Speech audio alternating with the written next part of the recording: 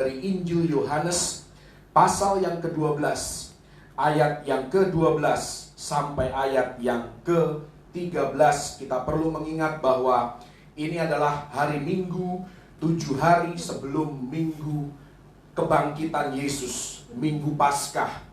Ini adalah minggu yang kita kenal dengan nama Minggu Palem atau Minggu Palma. Karena itu saya mau mengajak kita semua untuk belajar dari peristiwa Minggu Palem, apa yang terjadi 2000 tahun yang lalu pada Minggu Palem. Yohanes 12 ayat 12 sampai 13. Keesokan harinya ketika orang banyak yang datang merayakan pesta mendengar bahwa Yesus sedang di tengah jalan menuju Yerusalem, mereka mengambil daun-daun palem dan pergi menyongsong dia sambil berseru-seru, "Hosana, diberkatilah dia yang datang dalam nama Tuhan, Raja Israel." Saya mau katakan di dalam 2 ayat ini adalah momen Yesus berada di puncak popularitasnya.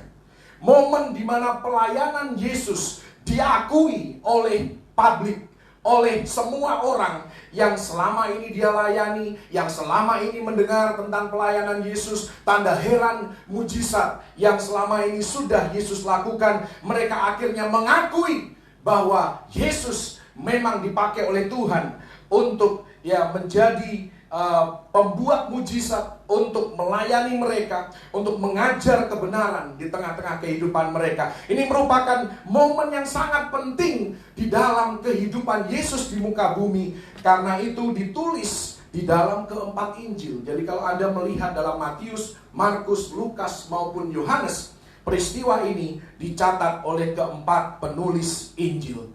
Ada beberapa hal, beberapa poin yang saya mau kita semua belajar dari peristiwa Minggu Palem pertama 2000 tahun yang lalu. Yang pertama, kita belajar dari Minggu Palem waktu itu adalah janji dan firman Tuhan pasti digenapi. Ini yang harus kita percaya. Ini yang bisa kita pelajari dari peristiwa itu.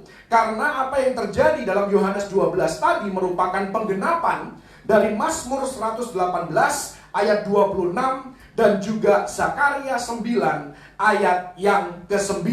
Karena dikatakan di sana bahwa sang raja akan datang dengan menunggangi seekor keledai. Karena itu betapa pentingnya kita mengetahui janji Tuhan. Betapa pentingnya kita tahu akan nubuatan Tuhan dari firman Tuhan tentang kehidupan Anda dan saya secara pribadi. Karena Tuhan punya nubuatan, Tuhan punya janji bagi Anda dan saya secara personal, secara pribadi. Kita harus tahu ini. Ada berapa banyak janji Tuhan di dalam Alkitab. Kalau Anda kepingin tahu, ya Anda bisa hitung setelah khotbah ini selesai. Ya ada sekitar 7.500 janji Tuhan kepada manusia. Atau 1/4 dari Alkitab Anda itu isinya adalah janji Tuhan kepada Anda dan saya, kepada umat Tuhan, kepada pengikut Kristus. Betapa luar biasanya. Dan apa sih pentingnya mengetahui janji Tuhan? Apa sih pentingnya memperoleh nubuatan dari firman Tuhan? Saya mengajak Anda membuka di dalam 1 Timotius 1 ayat 18. 1 Timotius 1 ayat 18 merupakan nasihat dari Rasul Paulus kepada anak rohaninya yaitu Timotius. Di sana dikatakan, "Tugas ini kuberikan kepadamu Timotius anakku, sesuai dengan apa yang telah dinubuatkan tentang dirimu, supaya dikuatkan oleh nubuat itu, engkau memperjuangkan perjuangan yang baik dengan iman dan hati nurani yang murni." Inilah pentingnya kita tahu bahwa kita punya nubuatan dari Tuhan sendiri melalui firman-Nya. Karena di sini dikatakan dengan janji dan nubuat dari firman Tuhan, Tuhan mau kita berperang. Tuhan mau kita menjalani perlombaan iman yang diwajibkan bagi kita. Supaya apa? Supaya kita kuat, supaya kita kokoh, supaya kita teguh. Kita harus tahu isi firman Tuhan tentang hidup kita.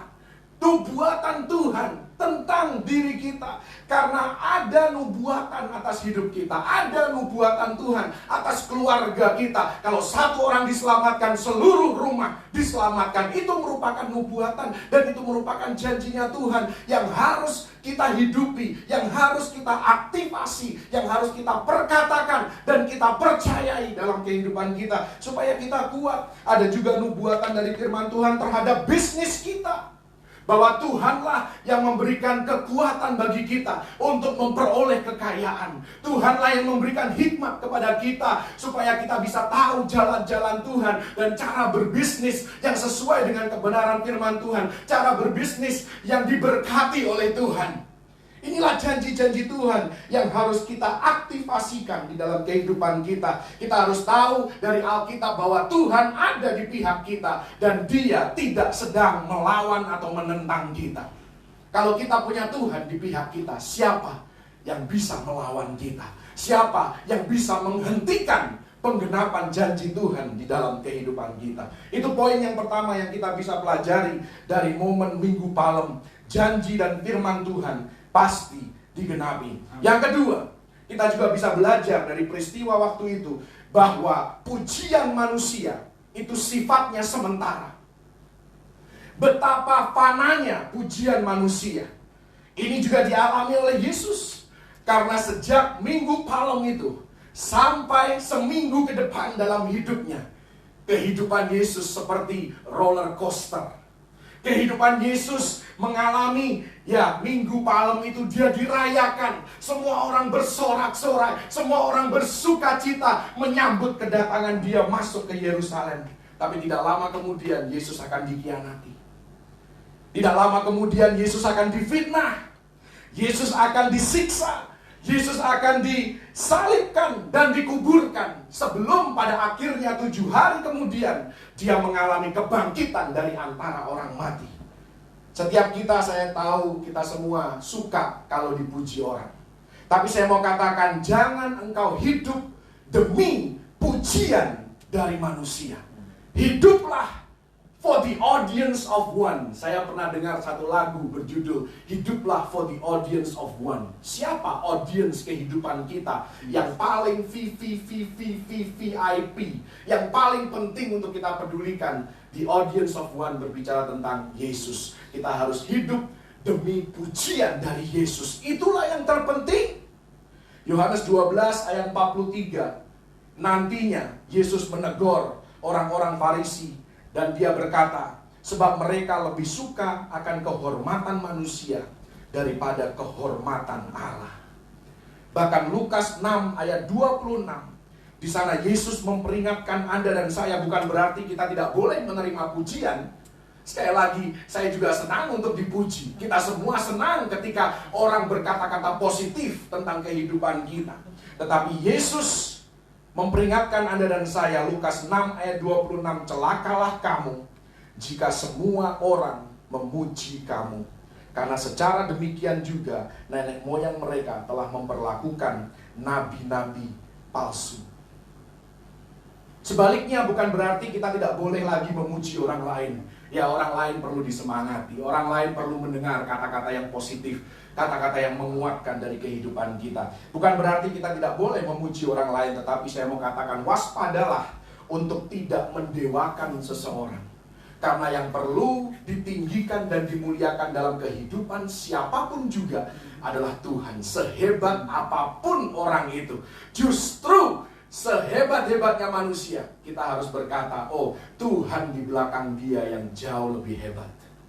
Yesuslah yang memberikan segala sesuatu bagi orang itu sehingga orang itu menjadi hebat. Yohanes 3 ayat 27, di sana dikatakan, tidak ada seorang pun yang dapat mengambil sesuatu bagi dirinya kalau tidak dikaruniakan kepadanya dari surga.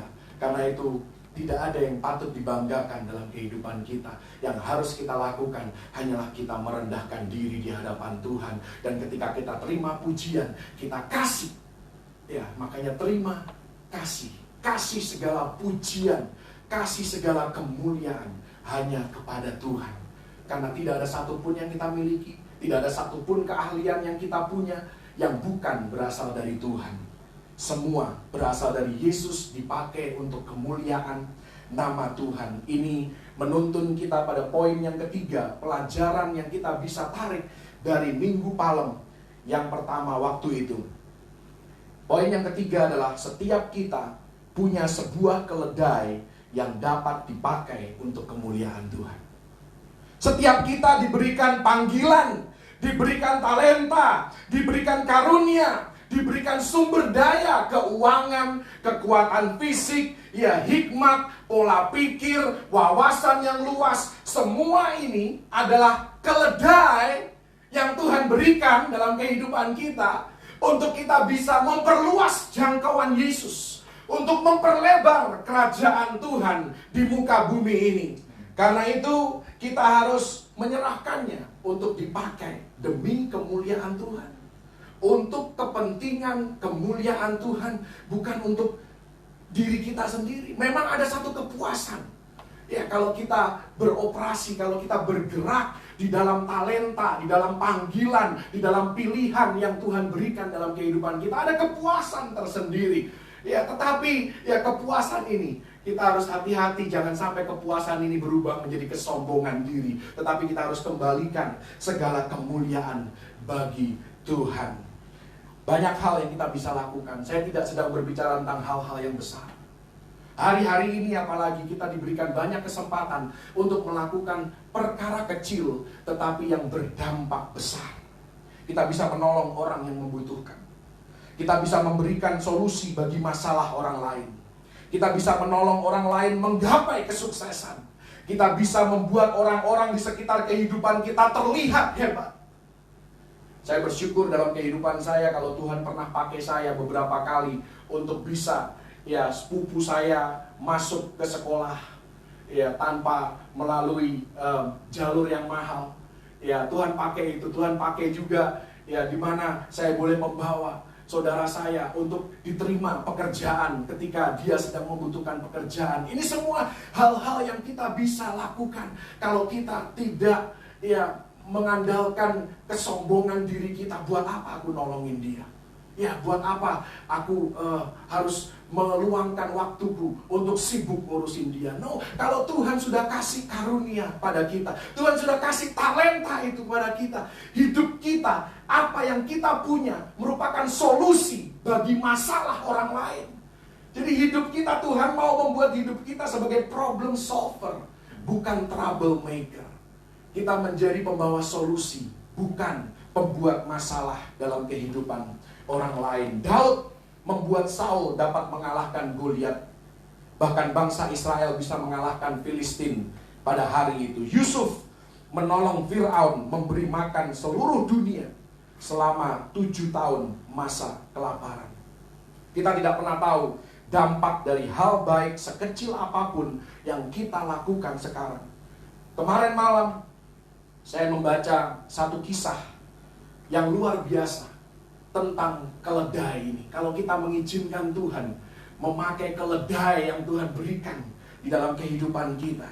Ini ada satu kisah, ini kisah nyata, luar biasa. Anda mungkin kenal beberapa nama, Anda mungkin tidak kenal beberapa nama. Tapi saya percaya, ya, ini merupakan kisah yang sangat menginspirasi. Ya, pada abad ke-19 ada seorang guru sekolah minggu.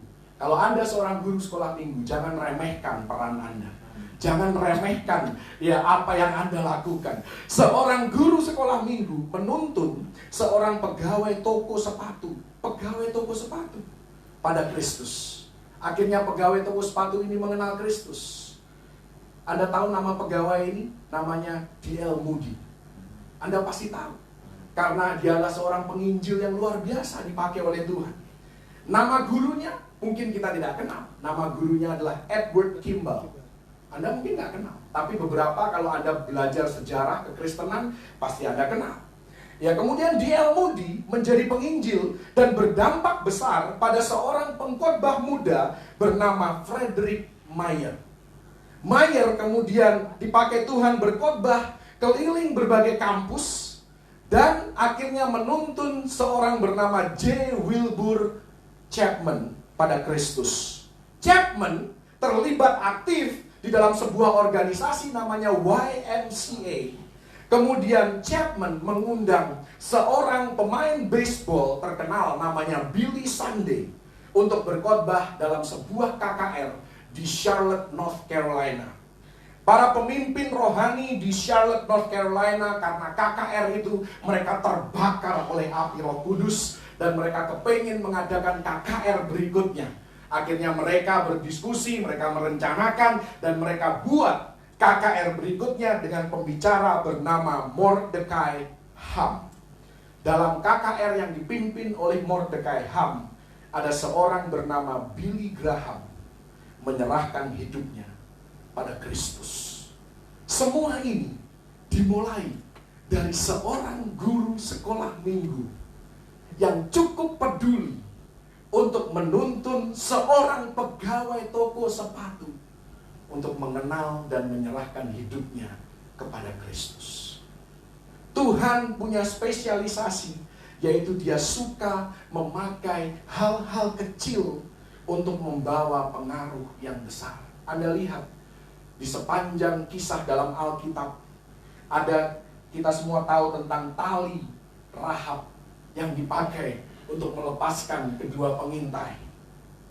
Kita tahu tongkat Musa yang dipakai oleh Tuhan untuk mengadakan tanda heran mujizat di hadapan orang Israel. Kita tahu keranjang Paulus ketika nyawanya terancam. Ya, kita tahu umban Daud yang dipakai untuk merobohkan raksasa Goliat. Kita tahu rahang keledai Simpson, ya, yang Tuhan pakai secara luar biasa. Kemudian tidak kalah pentingnya adalah minyak narwastu Maria yang dipakai untuk mengurapi Yesus. Karena pada Jumat Agung itu, mayat Yesus tidak sempat diminyaki, mayat Yesus tidak sempat diurapi. Minyak narwastu Maria itulah yang mengurapi tubuh dan mayat Yesus.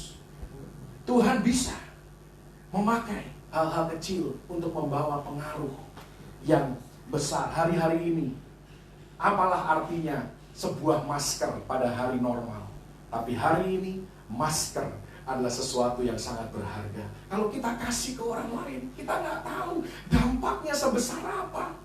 Ya, kita kasih mungkin sarung tangan. Apa sih artinya sarung tangan dalam hari-hari biasa? Apa sih artinya hand sanitizer pada hari-hari biasa? Tetapi hari-hari ini, itu merupakan hal-hal kecil yang Tuhan bisa pakai. Kalau kita membuka hati kita, kita punya kemurahan hati, mari kita tolong sesama kita. Melalui hal-hal sekecil apapun Tuhan bisa pakai untuk kemuliaan nama Tuhan dan memberikan dampak yang besar. Jadi setiap kita punya sebuah keledai yang dapat dipakai untuk kemuliaan Tuhan, untuk memperluas tujuan Tuhan di muka bumi. Poin yang keempat yang saya mau kita belajar dari Minggu Palem adalah penyembahan merupakan senjata yang ampuh. Karena dikatakan dalam Lukas 19 ayat 39 dan 40, ini masih dalam urutan peristiwa yang sama.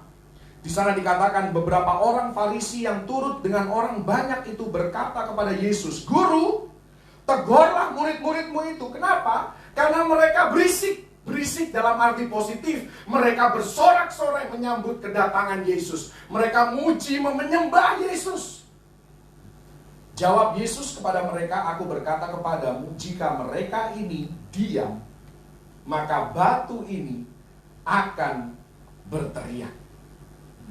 Artinya apa? Di sini kita belajar bahwa roh jahat itu selalu bereaksi ketika Anda dan saya mulai menyembah. Ketika ada penyembahan, roh jahat mulai terusik keberadaannya. Mereka harus melakukan sesuatu dan mereka harus menjauh dari atmosfer penyembahan itu. Kita tahu dari kehidupan Daud bahwa roh jahat keluar dari kehidupan Saul ketika Daud mulai menyembah dengan memainkan alat musik. Roh jahat apa yang mengganggu kita hari-hari ini? Roh jahat kekhawatiran, roh jahat ketakutan, itu semua roh. Karena kita berperang bukan melawan darah dan daging, kita berperang melawan penguasa-penguasa di udara, roh-roh yang ada di sekitar kehidupan kita. Apakah kita sedang memerangi roh iri hati? Apakah ada roh kepahitan dalam kehidupan kita? Bagaimana mengusir roh-roh ini? Lewat penyembahan.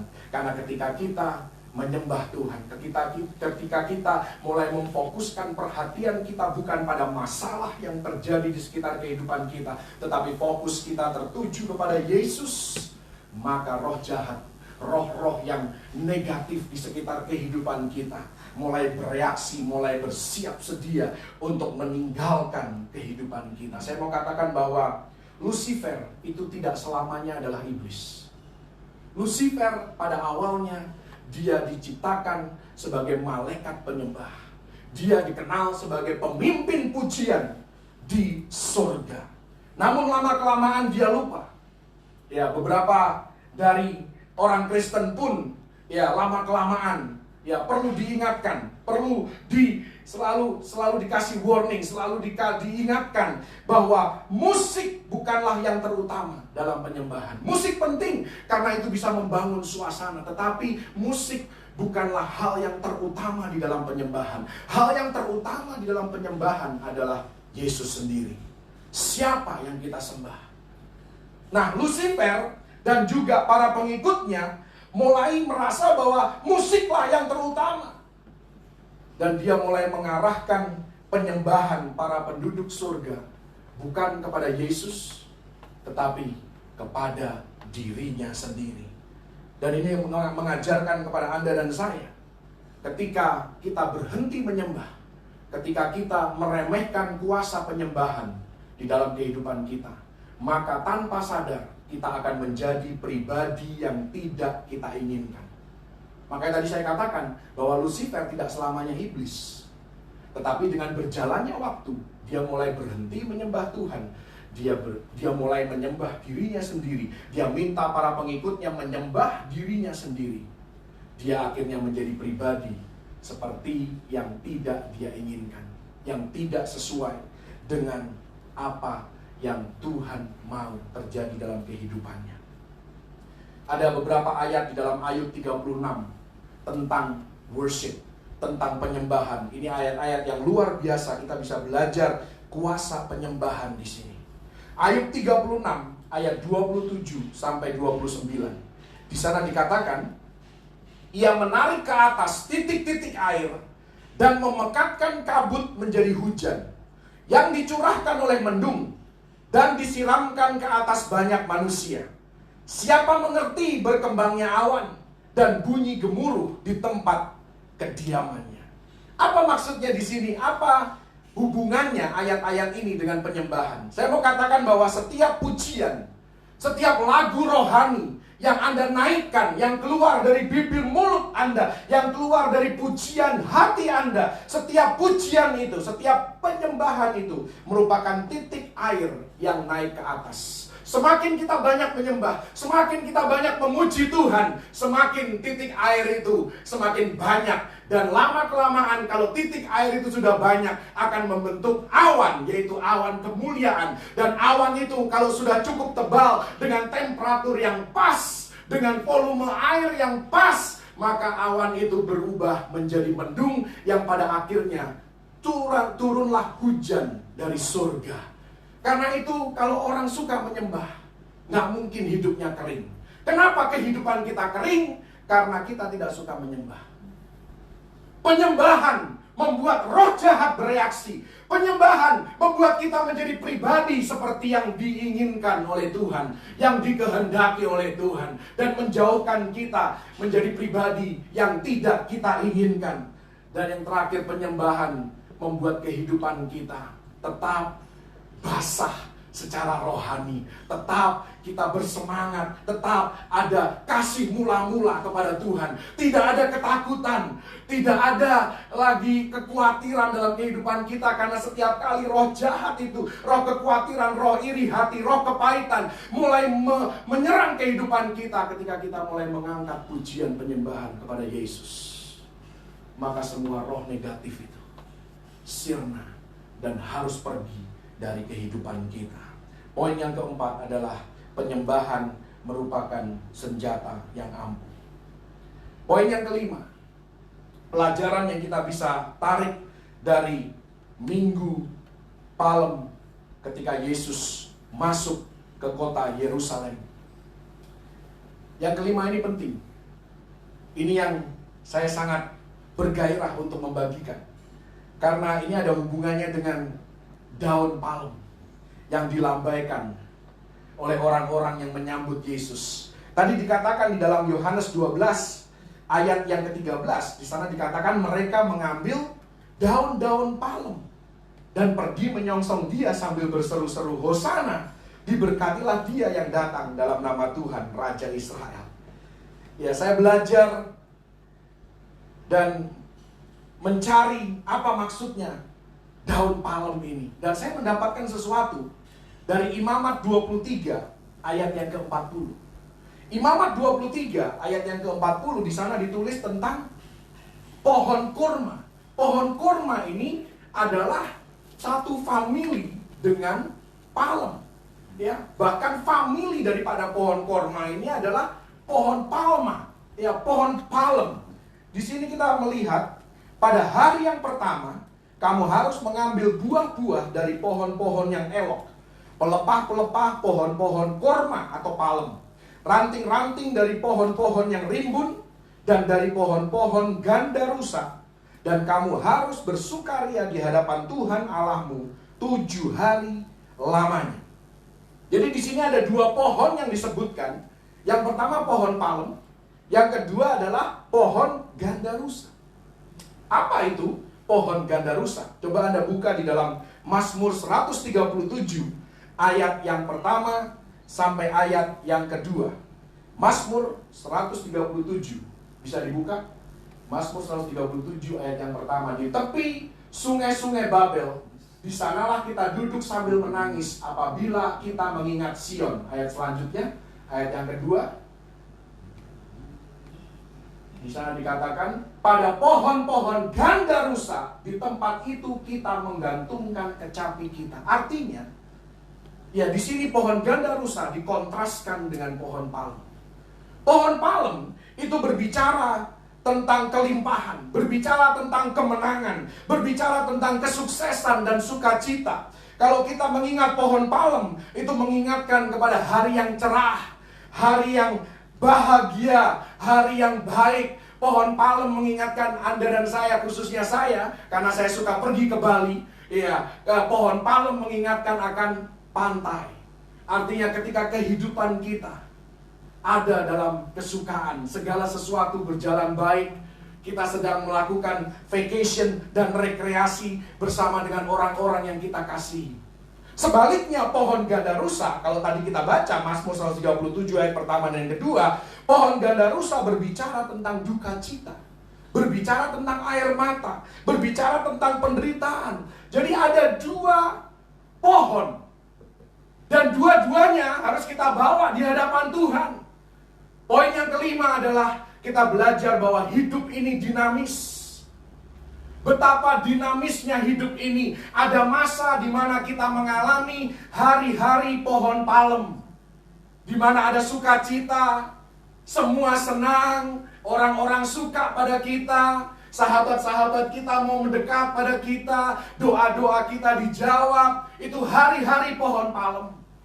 Tapi dalam kehidupan kita jangan lupa kita juga mengalami hari-hari pohon gandarusa, di mana ada air mata, ada pergumulan, ada kesedihan, ada penderitaan.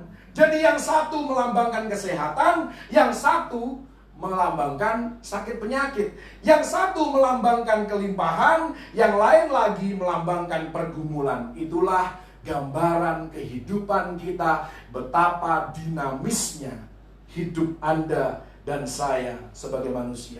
Tetapi apapun yang terjadi dalam kehidupan kita, Imamat 23 ayat yang ke-40 di sana dikatakan, ketika engkau datang beribadah kepada Tuhan, bawalah kedua pohon ini. Bawalah daun pohon palem dan bawalah ranting pohon gandarusa. Artinya, dalam keadaan apapun dalam hidup kita, kita harus tetap beribadah kepada Tuhan. Kita harus setia, memuji, menyembah Tuhan. Apapun yang sedang kita alami, baik kita sedang hidup di hari pohon palem maupun kita sedang hidup di hari pohon gandarusa. Kenapa kita harus tetap bersukaria di hadapan Tuhan? Kita harus tetap memuji menyembah Dia. Karena Yesus tidak berubah. Yesus kita tetap sama. Baik kita sedang mengalami hari yang baik maupun kita sedang mengalami hari yang jahat. Dikatakan dalam Alkitab, Yesus tetap sama. Dia tidak berubah. Dia tetap Allah yang baik. Dia tetap Allah yang setia. Berkat-Nya bagi kita untuk selama-lamanya. Bukan berarti ketika kita mengalami hari pohon gandarusa, oh, perkenanan Tuhan sedang berkurang dalam hidupku. No. Sama saja, perkenanan Tuhan konstan dalam kehidupan kita. Kebaikan Tuhan konstan dalam kehidupan kita. Kasih-Nya Tuhan konstan dalam kehidupan kita. Bahkan Yohanes 17 ayat 23, kalau Anda masih ingat, ya, bahwa Bapa mengasihi kita, orang percaya sama seperti Bapa mengasihi Yesus. Jadi kasih-Nya Tuhan konstan dalam berbagai hari yang harus kita hadapi hari-hari ini. Dia adalah Tuhan pada hari yang baik. Dia juga Tuhan pada hari yang buruk. Bahkan bagi Tuhan sebenarnya tidak ada hari baik maupun hari buruk. Karena Mazmur 118 ayat 24 di sana dikatakan, inilah hari yang dijadikan Tuhan. Marilah kita bersorak-sorak dan bersuka cita karenanya. Jadi di sini cuma dikatakan hari ini adalah hari yang dijadikan oleh Tuhan. Apakah kita akan mengalami hari yang baik ataupun kita mengalami hari yang buruk, ini tetap hari yang dijadikan oleh Tuhan. Dia Tuhan ketika kita ada di puncak gunung, Dia juga Tuhan ketika kita ada di lembah kekelaman. Karena itu kita harus setia menyembah Tuhan selama hari-hari palem dan juga hari pohon gandarusa. Seperti dikatakan dalam Filipi 4 ayat yang keempat, bersukacitalah senantiasa dalam Tuhan. Sekali lagi kukatakan, bersukacitalah. Artinya tidak peduli apakah kita sedang mengalami hari pohon palem ataupun kita sedang mengalami hari pohon gandarusa, firman Tuhan tetap sama, bersukacitalah. Dan saya mau katakan, bagi Anda yang sering belajar firman Tuhan, Anda tahu Paulus menulis ayat ini lokasinya di penjara Romawi. Bayangkan seorang tahanan Romawi hampir dieksekusi, dia bisa menulis bersukacitalah senantiasa. Kenapa Paulus mengajak Anda dan saya bersukacita senantiasa? Karena apapun yang kita alami, Tuhan tetap menyertai kita dan Dia tetap baik kepada kita. Dia Allah yang setia. Filipi 4 ayat yang ke-12, di sana Paulus berkata, aku tahu apa itu kekurangan, aku tahu apa itu kelimpahan. Dalam segala hal dan dalam segala perkara tidak ada sesuatu yang merupakan rahasia bagiku, baik dalam hal kenyang maupun dalam hal kelaparan, baik dalam hal kelimpahan maupun dalam hal kekurangan. Dalam segala keadaan, Paulus belajar untuk mencukupkan dirinya, untuk memiliki kepuasan ilahi. Paulus menyatakan kepada Anda dan saya bahwa Tuhan ada beserta dengan kita, baik ketika kita mengalami hari baik maupun ketika kita sedang terpuruk dan kita mengalami hari yang buruk. Tuhan menyertai kita senantiasa. Itu poin yang kelima, bahwa kehidupan kita penuh dengan dinamika. Ada up and down, ada hari pohon palem, ada juga hari pohon gandarusa. Tetapi dalam segala hari yang kita alami, mari kita tetap setia beribadah kepada Tuhan, tetap setia memuji, menyembah Dia. Yang keenam dan yang terakhir, ya, 4 khotbah saya yang terakhir ini poinnya selalu 6. Ya, ini yang keempat kalinya saya khotbah dengan 6 poin. Haleluya. Poin yang keenam, jangan menyerah pada keadaan. Jangan menyerah pada apapun yang sedang terjadi di sekitar kehidupan kita, karena pada akhirnya matahari akan bersinar dan hidup kita tidak akan berakhir sampai matahari itu bersinar. Ada ayatnya enggak? Atau cuma omongan saja? Ada ayatnya. Anda baca sejak hari penciptaan. Kalau Anda melihat hal-hal yang diciptakan oleh Tuhan dari hari ke sehari. Kejadian pasal yang pertama. Nanti Anda cari ayatnya sendiri karena ada banyak ayatnya. Tuhan selalu berkata, jadilah petang. Jadilah petang atau malam. Ya, jadilah malam dan jadilah pagi. Itulah satu hari. Jadi satu harinya Tuhan itu berbeda dengan satu harinya manusia. Satu harinya manusia, kita berkata hari yang baru itu dimulai pagi hari, baru berakhir di malam hari. Bagi Tuhan berbeda. Hari di mata Tuhan dimulai dari malam hari dan berakhir di siang hari, berakhir ketika matahari terbit bagi Anda dan saya. Tuhan sedang mengajarkan kepada Anda dan saya bahwa hari kehidupan kita belum berakhir sampai matahari terbit, sampai pengharapan itu menjadi kenyataan dalam kehidupan kita. Dan ini mengajarkan kepada kita bahwa kehidupan kita tidak akan berakhir saat malam, saat dalam kegelapan, tidak akan berakhir. Tetapi akhir kehidupan kita orang percaya selalu siang, selalu pagi, selalu ketika matahari bersinar. Dikatakan di dalam Mazmur 30 ayat yang kelima, di bagian akhirnya dari ayat itu berkata demikian, sepanjang malam ada tangisan, menjelang pagi terdengar sorak-sorai. Anda lihat urutan daripada firman Tuhan itu selalu malam. Malam berbicara waktu kesusahan, masa kesukaran, masa kegelapan. Sepanjang malam kita boleh menangis, kita boleh bergumul, kita boleh keluar air mata, kita boleh merasa kesakitan, kita boleh menderita sepanjang malam. Tetapi menjelang pagi terdengar sorak-sorai, artinya jangan menyerah di malam hari. Kalau hari ini kita sedang mengalami hari pohon ganda rusa, jangan menyerah di tengah-tengah. Never give up. Maju terus, pantang mundur, karena Tuhan menyediakan daun pohon palem di pagi hari. Engkau akan melihat matahari terbit, dan engkau akan melihat Tuhan memberikan solusi dalam kehidupan Anda. Tuhan memberikan jalan keluar, Tuhan memberikan terobosan. Saya tahu dalam kehidupan kita terkadang hari baik tiba-tiba berubah jadi hari buruk. Dan hal itu terjadi begitu saja. Kita terima panggilan telepon, kita terima pesan WhatsApp. Tiba-tiba hari yang penuh dengan tawa berubah menjadi tangisan.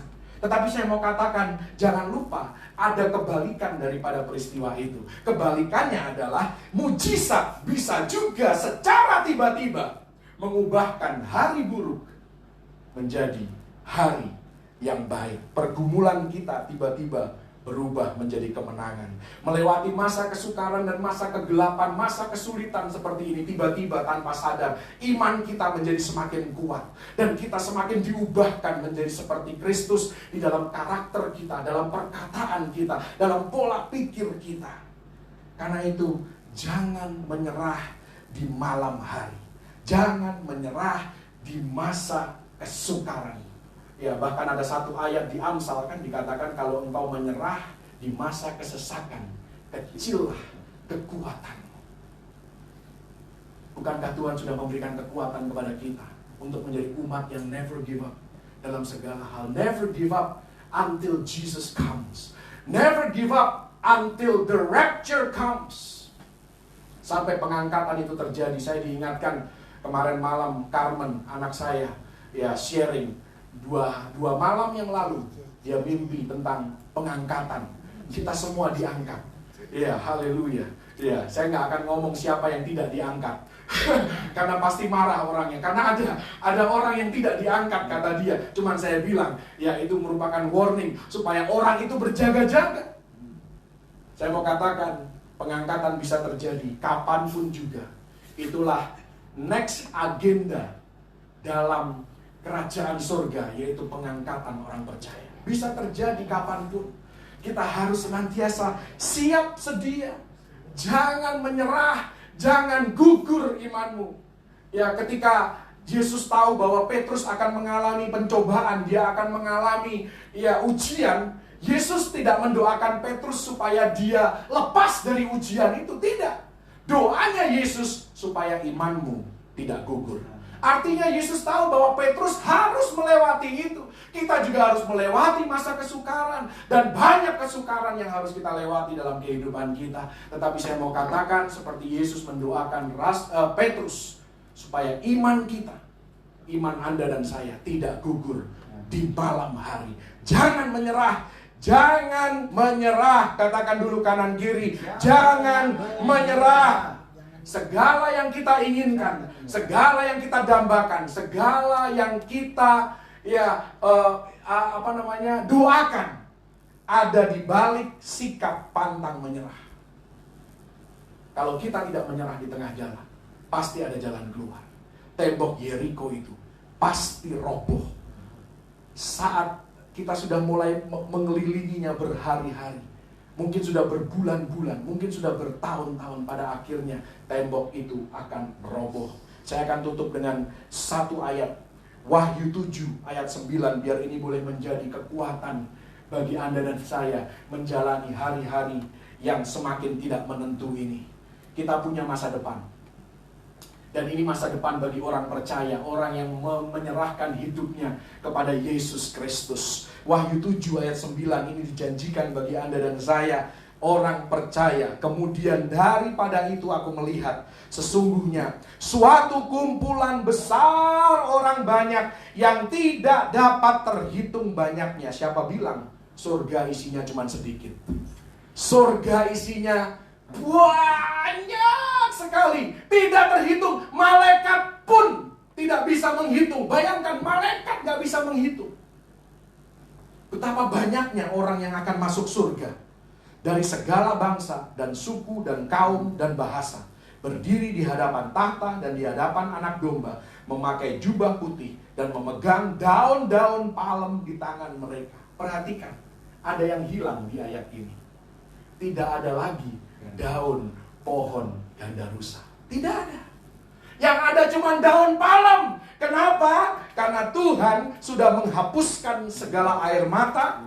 Tuhan sudah menghilangkan maut. Dikatakan Wahyu 21 ayat yang keempat, Ia akan menghapus segala air mata dari mata mereka. Maut tidak akan ada lagi. Tidak akan ada lagi perkabungan atau ratap tangis atau duka cita, sebab segala sesuatu yang lama itu telah berlalu. Di sorga, di rumah Bapa, hanya ada hari-hari pohon palem, hanya ada hari-hari yang baik, penuh sukacita. Semua beban kita akan terlepas. Karena itu saya mau katakan, selama kita hidup di muka bumi ini, jangan pernah menyerah. Ada 6 pelajaran yang kita bisa tarik dari Minggu Palem ketika Yesus diarak masuk ke kota Yerusalem.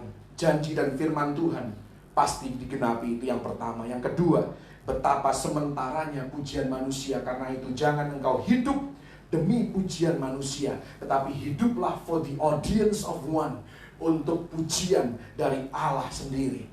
Yang ketiga, setiap kita punya sebuah keledai yang dapat dipakai untuk kemuliaan Tuhan demi perluasan tujuan Tuhan di muka bumi. Yang keempat, penyembahan merupakan senjata yang ampuh. Yang kelima, betapa dinamisnya kehidupan ini, tetapi dalam keadaan apapun juga kita harus tetap setia beribadah kepada Tuhan dan melakukan apa yang benar.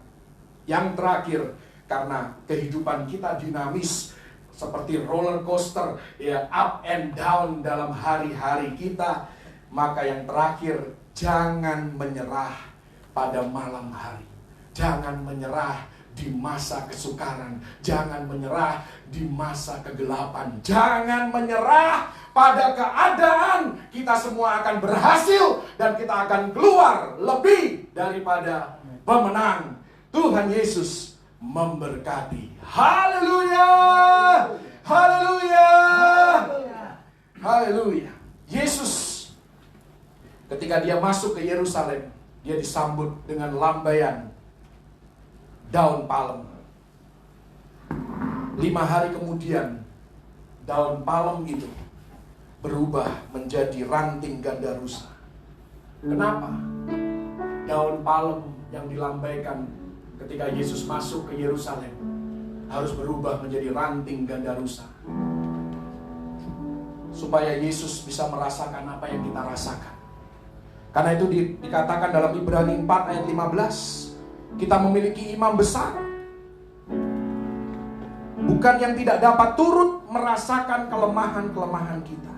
Sebaliknya sama dengan kita, dia juga dicobai, hanya tidak berbuat dosa. Tetapi Yesus tidak menyerah. Ketika daun palem yang ada di tangannya berubah menjadi ranting ganda rusa, dia masuk ke dalam kubur. 3 hari kemudian, ranting ganda rusa itu karena dia tidak menyerah. Di masa kegelapan, ranting ganda rusa itu berubah kembali menjadi daun pohon palem. Dia sorakkan kemenangan atas neraka. Dia sorakkan kemenangan atas maut. Dia sorakkan kemenangan atas iblis dan segala upaya iblis untuk menghancurkan hidup orang percaya. Yesus melakukannya bagi Anda dan saya. Itulah yang kita peringati pada hari Minggu, hari ini, Minggu Palem. Kita mengingat akan Yesus, apa yang dia lakukan. 5 hari kemudian kita akan memperingati Yesus tergantung di atas Kalvari, mati. 3 hari kemudian, 7 hari dari hari ini, kita akan memperingati kebangkitan Yesus pada hari yang ketiga. Dan biarlah bersama-sama dengan Yesus, Anda dan saya juga dibangkitkan iman kita, dibangkitkan roh kita, dibangkitkan penyembahan kita, dibangkitkan keintiman kita dengan Yesus, dan mau lebih lagi mengandalkan Dia, baik di dalam hari yang baik maupun di hari yang buruk. Kita tetap setia dan kita tetap menyembah Dia. Haleluya. Mari kita berdoa. Bapa di surga, kami bersyukur untuk firman-Mu. Meteraikan firman-Mu dalam kehidupan setiap kami. Sempurnakan firman-Mu. Karena waktu kami terbatas, perkataan kami terbatas, tetapi Engkau adalah roh yang tidak terbatas. Engkau sanggup membukakan lebih lagi. Engkau sanggup menyingkapkan rahasia-Mu lebih lagi, membuat setiap kami yang mendengar semakin mengerti akan kehendak Tuhan, semakin memahami akan jalan-jalan Tuhan di dalam kehidupan kami. Kami bersyukur dan berterima kasih untuk kemurahan-Mu di dalam kehidupan kami. Engkau yang tidak pernah meninggalkan kami, bahkan Engkau merancangkan masa depan kami yang penuh dengan harapan. Karena itu kami bersyukur kepadamu.